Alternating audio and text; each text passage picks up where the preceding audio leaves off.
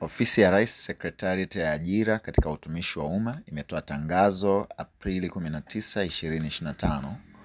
Yenye kichwa kinachosema wasailiwa mlioitwa kufanya usaili kuanzia tarehe 23 hadi 25 Aprili 2025 mnatakiwa kuzingatia kanda za kufanyia usaili kama zilivyoonyeshwa kwenye tangazo la vituo vya usaili.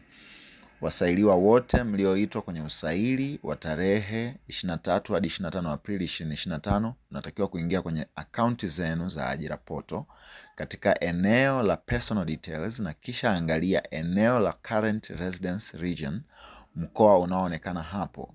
Ndiyo utaamua ni kanda ipi utafanyia usaili. Mfano, kama upo mkoa wa Dar es Salaam, Morogoro, Pwani, Lindi na Mtwara, usaili wako utafanyika mkoa wa Dar es Salaam. Na kama uko mkoa wa Mbeya, Songwe, Rukwa, Katavi na Njombe, usaili wako utafanyia mkoa wa Mbeya.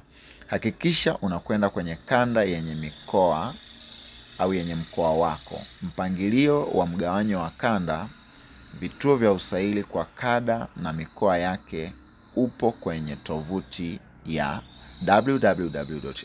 www.ajira.go.tz. Kwa mikeka yote imewekwa kwenye hiyo tovuti ya www.ajira.go.tz.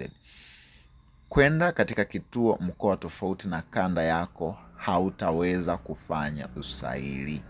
Imetolewa na Kitengo cha Mawasiliano Serikalini.